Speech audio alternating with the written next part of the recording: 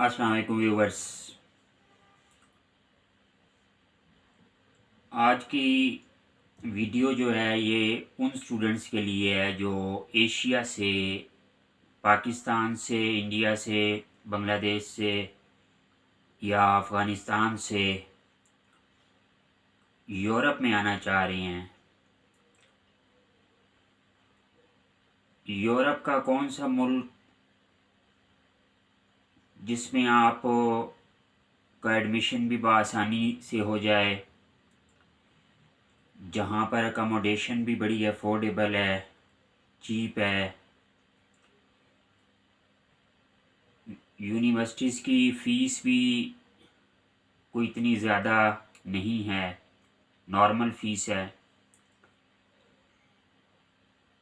और जहाँ पर स्टूडेंट्स के लिए जॉब अपॉर्चुनिटीज़ भी हैं।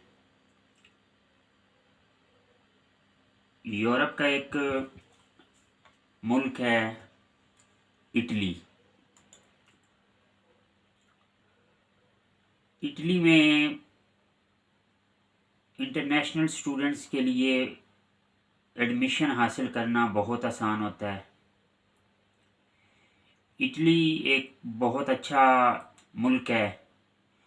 इसकी आबादी जो है वो तकरीबन 70 मिलियन तक है, और इसके बॉर्डर में यूनान है, फ्रांस है, स्विट्ज़रलैंड आ जाता है इसके साथ, ऑस्ट्रिया, क्रोएशिया, माल्टा, ये सारे मुल्क जो हैं ये इसके बॉर्डर के साथ ही हैं।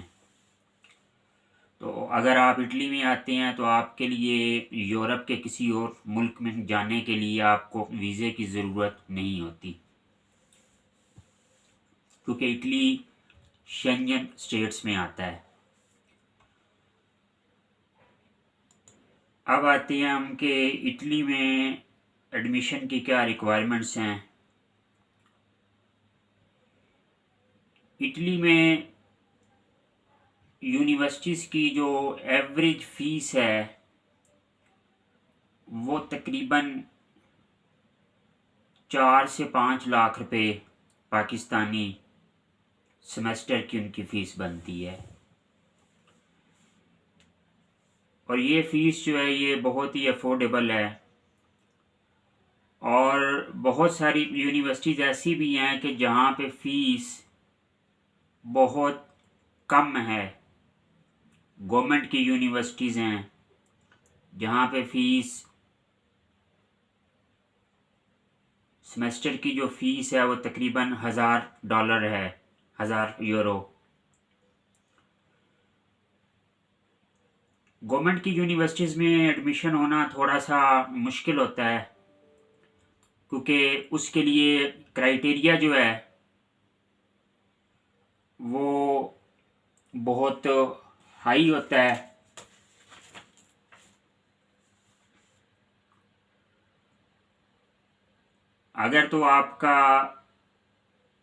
अगर आप यूनिवर्सिटीज़ में आना चाह रहे हैं बैचलर के लिए, और आपके पास एफएससी में 80% से ज़्यादा मार्क्स हैं, या आपका सीजीपीए 3.0 से अबव है, तो फिर आपके लिए गवर्नमेंट की यूनिवर्सिटीज़ में आना आसान होता है। और हाँ, इसके साथ आपके पास आइल्स 6 बैंड इन ईच होना चाहिए, तो फिर गवर्नमेंट की यूनिवर्सिटी में आपका एडमिशन भी आसानी से हो जाता है। और गवर्नमेंट की यूनिवर्सिटी में फ़ीस जो है वो तकरीबन 1000 यूरो तक है, जो कि बहुत ही अफोर्डेबल है। लेकिन अगर आपके एफएससी में मार्क्स जो हैं वो एवरेज हैं, 60% तक हैं, और आपके पास आइल्स का स्कोर जो है बहुत ही कम है, तो फिर गवर्नमेंट की यूनिवर्सिटी में इटली में एडमिशन होना मुश्किल है, फिर आपका प्राइवेट यूनिवर्सिटीज़ में एडमिशन बआसानी हो जाता है। और प्राइवेट यूनिवर्सिटीज़ भी जो इटली में हैं कोई वो ज़्यादा एक्सपेंसिव नहीं है, उनकी जो फ़ीस है वो तकरीबन 4 से 5 लाख रुपए होती है, जो कि ये हर स्टूडेंट के लिए तकरीबन अफोर्डेबल होती है। उसके अलावा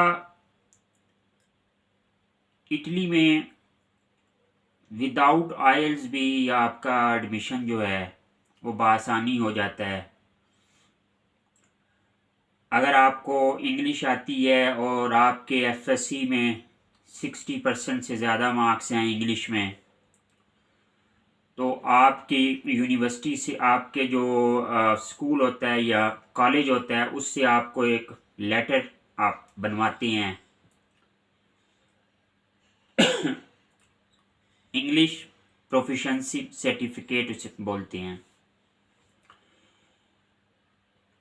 अगर आप अपने कॉलेज या स्कूल से वो लेटर बनवा लें तो यूनिवर्सिटी को आप वो भेजते हैं अपनी एप्लीकेशन के साथ, तो आपका आइल्स जो है वो एग्जेम्प्ट हो जाता है।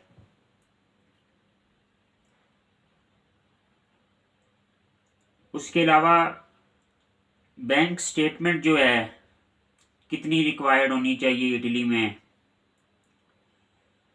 आपके अकाउंट में तकरीबन 10 से 15 लाख रुपए 1 मंथ से होने चाहिए। आपकी स्टेटमेंट बैंक की 1 महीने तक आपके अकाउंट में 10 से 15 लाख अगर हों तो आपकी ये स्टेटमेंट जो है ये तकरीबन इनफ है। यूनिवर्सिटी आपको बआसानी इस स्टेटमेंट पे एडमिशन दे देगी। इटली में अंडर ग्रेजुएशन जो प्रोग्राम्स हैं वो तकरीबन 3 से 4 साल तक के होते हैं, और जो एमएससी है इटली में वो 2 साल की होती है।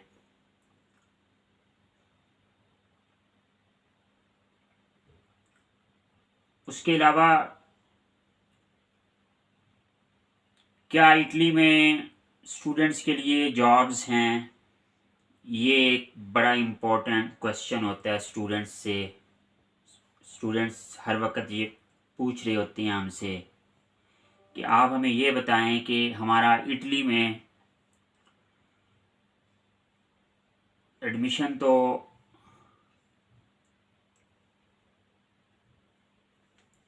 हो जाएगा, लेकिन क्या इटली में हमारे पास पार्ट टाइम जॉब्स वगैरह अवेलेबल होंगी या नहीं होंगी।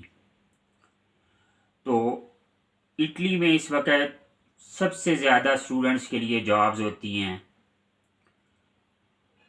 इटली में स्टूडेंट्स के लिए पार्ट टाइम जो है 20 आवर्स जॉब उन्हें अलाउ होती है, और छुट्टियों के अंदर हॉलीडेज़ में, ईस्टर हॉलीडेज़ में, क्रिसमस हॉलीडेज़ में, या सेमेस्टर ब्रेक जो होती है उसकी वो जो हॉलीडेज़ होती हैं उसमें आपको फुल टाइम जॉब अलाउ होती हैं।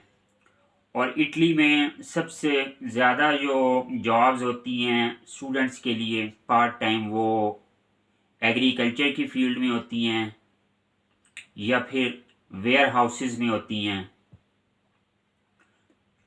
क्योंकि इटली में बहुत सारी मैन्युफैक्चरिंग कंपनीज़ हैं, उनके वेयर हाउसेस हैं, तो उनमें स्टूडेंट्स के लिए जॉब्स की बहुत सारी अपॉर्चुनिटीज़ होती हैं और स्टूडेंट्स को बआसानी जॉब्स जो हैं मिल जाती हैं, और तकरीबन उनको 1 आवर 6 to 8 यूरो जो है मिलते हैं, जो कि एक स्टूडेंट के लिए एटलीस्ट एक अच्छी अमाउंट है ये, और इससे स्टूडेंट का बआसानी जो है गुजारा हो जाता है। और आपको पता ही होगा कि विदाउट जॉब जो है वो स्टूडेंट का रहना यहाँ पे बहुत मुश्किल हो जाता है। इटली में जो अकोमोडेशन है वो भी बहुत चीप है दूसरे मुल्कों के हिसाब से। आपको शेयर्ड अकोमोडेशन जो है वो 200 यूरो पर मंथ तक बआसानी मिल जाती है। और कुछ इलाकों में तो इससे भी सस्ती मतलब अकोमोडेशंस हैं। वो मैं आपको आगे बताऊंगा कि कौन से इलाके इटली में सस्ते हैं, कौन से महंगे हैं, कहाँ पे आपको आना चाहिए। अच्छा, उसके अलावा इटली किन स्टूडेंट्स के लिए ज़्यादा अच्छा है, कौन से स्टूडेंट्स को यहाँ पे आना चाहिए, किस किस्म की स्टडी के लिए आना चाहिए। इटली में हर साल जो है तकरीबन 2 से 2.5 लाख इंटरनेशनल स्टूडेंट्स आते हैं यहाँ पे स्टडी के लिए। और ज़्यादातर जो यूनिवर्सिटीज़ हैं वहाँ पे लैंग्वेज ऑफ इंस्ट्रक्शन जो है या मीडियम ऑफ इंस्ट्रक्शन जो है वो इंग्लिश है। कुछ यूनिवर्सिटीज़ में इटालियन प्रोग्राम्स भी हैं जहाँ पे आपको अगर इटालियन आती होगी तो आपका उनमें एडमिशन होगा। लेकिन 70% जो हैं प्रोग्राम्स वो इंग्लिश में होते हैं यहाँ पे, क्योंकि इंटरनेशनल स्टूडेंट्स ने आना होता है। अब उनको इटालियन तो आती नहीं है, इसलिए फिर यूनिवर्सिटीज़ में जो है वो प्रोग्राम्स जो हैं उनका मीडियम ऑफ इंस्ट्रक्शन जो है वो इंग्लिश में होता है। स्पेशली वो स्टूडेंट्स जो मेडिकल की फील्ड से हैं या जो इंजीनियरिंग और इकोनॉमिक्स की फील्ड में हैं, उन स्टूडेंट्स को इटली में ज़रूर आना चाहिए। और स्पेशली इंजीनियर जो हैं, इटली में इंजीनियर्स की बहुत ज़्यादा शॉर्टेज है। कौन कौन सी इंजीनियर्स की इटली में बहुत ज़्यादा डिमांड है? Electrical engineers, electronic engineers, mechanical engineers, telecom engineers, IT engineers, petroleum engineers और सॉफ्टवेयर इंजीनियर्स। ये जो इंजीनियर्स हैं इनकी इटली में बहुत ज़्यादा डिमांड है। अगर आप एफएससी प्री इंजीनियरिंग के स्टूडेंट हैं और आपकी इंटरेस्ट जो मैंने आपको ब्रांचेस बताई हैं, अगर आप इनमें आना चाह रहे हैं तो आपके लिए इटली एक बहुत अच्छा मुल्क है, क्योंकि ये वो फील्ड हैं जो डिमांडिंग हैं। और जो भी स्टूडेंट्स इंजीनियरिंग की इन ब्रांचेस में यहाँ पे आते हैं उनको जॉब्स भी ऑफ़र हो जाती हैं। जब उनकी स्टडी मुकम्मल होती है तो उनको जॉब ऑफ़र हो जाती है, यानी कि इंडस्ट्री उनको जॉब जो है दे देती है और फिर उनका परमानेंट स्टे जो है वो इटली में हो जाता है। तो ख़ुसूसन अगर आप मेडिकल इंजीनियरिंग या इकोनॉमिक्स में आपकी इंटरेस्ट है तो आपके लिए इटली जो है ये एक बहुत अच्छा मुल्क है। और अगर आप एक ब्राइट स्टूडेंट हैं, अगर आपके एफएससी में 80% से ज़्यादा मार्क्स हैं या आपके बैचलर आपने की हुई है ऑलरेडी, यानी कि आपके पास इंजीनियरिंग की डिग्री है पाकिस्तान से और आपका सीजीपीए 3.5 से अबव है और आप एमएससी में आना चाहते हैं, तो कौन सी यूनिवर्सिटीज़ इटली में हाई स्टैंडर्ड यूनिवर्सिटीज़ हैं? तो अगर हाई स्टैंडर्ड यूनिवर्सिटीज़ की बात की जाए तो सबसे पहले जो है वो है university of Bologna. University of Bologna जो है ये तकरीबन 1200 साल पुरानी यूनिवर्सिटी है और इसमें तकरीबन 250 प्रोग्राम जो हैं पढ़ाए जाते हैं और 78 to 80% प्रोग्राम्स जो हैं उनकी लैंग्वेज इंग्लिश है। और ये इटली की भी और दुनिया में, इटली में तो ये नंबर 1 है और दुनिया की यूनिवर्सिटीज़ में ये फर्स्ट 50 यूनिवर्सिटीज़ में आती है यूनिवर्सिटी ऑफ बोलोग्ना। उसके अलावा वहाँ यहाँ पे एक और यूनिवर्सिटी है, वो भी बहुत अच्छी यूनिवर्सिटी है और बहुत हाईली स्टैंडर्ड यूनिवर्सिटी है और हर साल वहाँ पे तकरीबन 2 से 3 हज़ार इंटरनेशनल स्टूडेंट्स वहाँ पे आते हैं। और ये यूनिवर्सिटी है सपिएंजा यूनिवर्सिटी ऑफ रोम। सपिएंजा यूनिवर्सिटी जो है ये एक बहुत अच्छी यूनिवर्सिटी है और स्पेशली वो स्टूडेंट्स जो मेडिकल की इंडस्ट्री में आना चाहते हैं या एरोस्पेस इंजीनियरिंग में आना चाहते हैं, उनके लिए ये यूनिवर्सिटी एक बहुत अच्छी यूनिवर्सिटी है। इसी तरह university of Padua, university of Padua जो है ये दुनिया की बेस्ट यूनिवर्सिटीज़ में इसका शुमार होता है। और अगर आप ख़ुसूसन एग्रीकल्चर की फील्ड में आगे आना चाहते हैं या आर्ट्स की फील्ड में आगे आना चाहते हैं तो ये यूनिवर्सिटी एक बहुत अच्छी यूनिवर्सिटी है और इसकी फ़ीस जो है वो ऑलमोस्ट ये फ्री यूनिवर्सिटी है। इसके अलावा एक और बहुत अच्छी यूनिवर्सिटी है इटली में, यूनिवर्सिटी ऑफ टेरेंतो। ये अगर आप सोशियोलॉजी में, बायोलॉजी में या लॉ की फील्ड में आगे आना चाहते हैं तो यूनिवर्सिटी ऑफ टेरेंतो एक बहुत अच्छी यूनिवर्सिटी है। इसी तरह यूनिवर्सिटी ऑफ मिलान जो है ये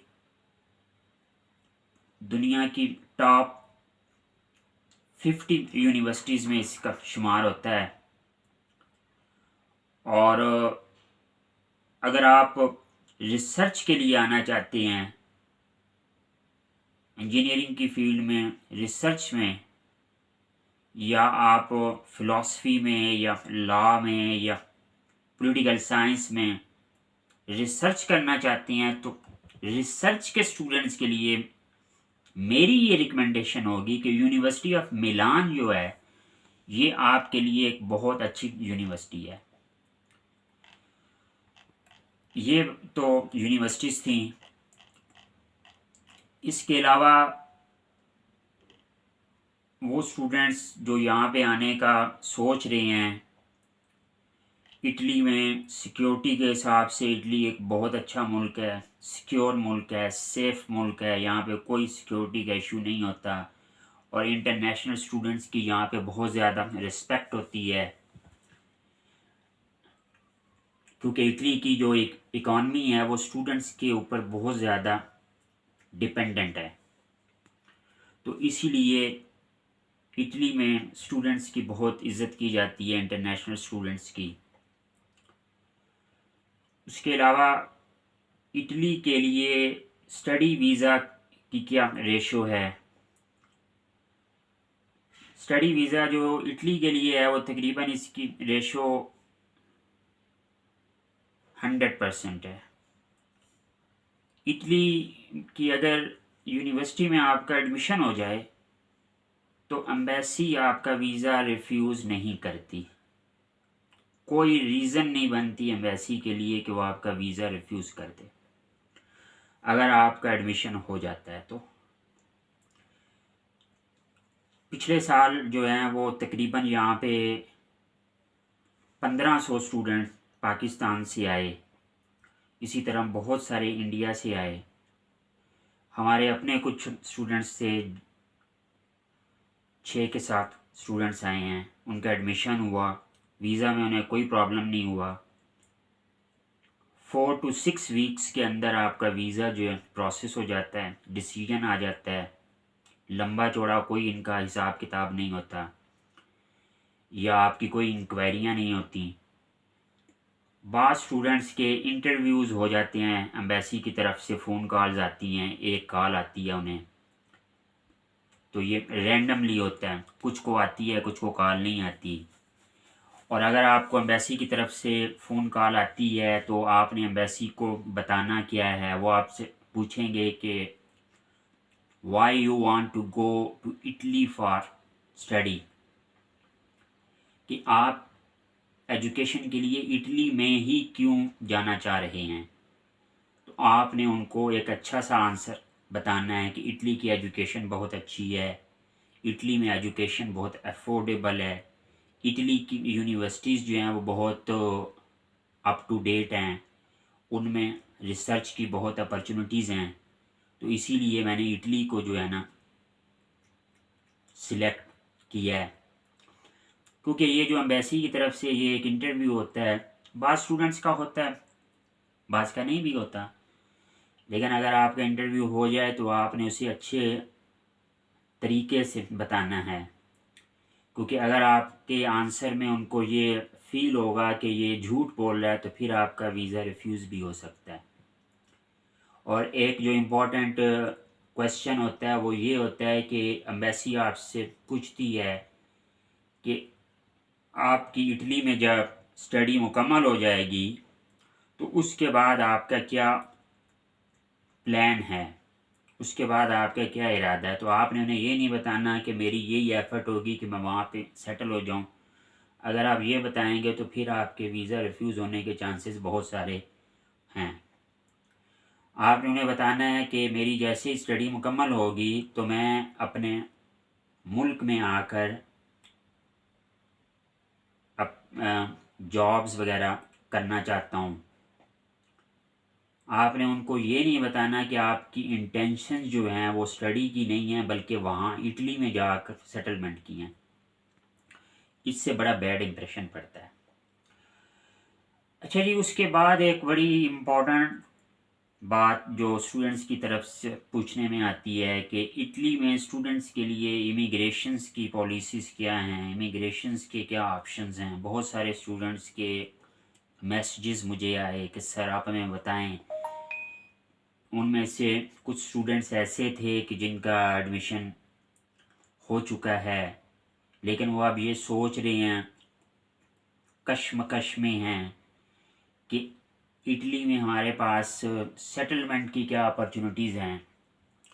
तो उन स्टूडेंट को मैं ये बताना चाहता हूँ कि इटली में इंटरनेशनल स्टूडेंट्स की बहुत ज़्यादा डिमांड है और इटली में स्किल शॉर्टेज है, ख़ुसूसन engineers, doctors, IT professionals, agriculture field में जो स्टूडेंट्स हैं वो इनकी इटली में बहुत डिमांड है। इसी तरह अकाउंटेंट्स, अगर आप इन फील्ड्स में इटली में स्टडी के लिए आते हैं तो कोई चांस नहीं बनता कि आपकी इटली में सेटलमेंट ना हो।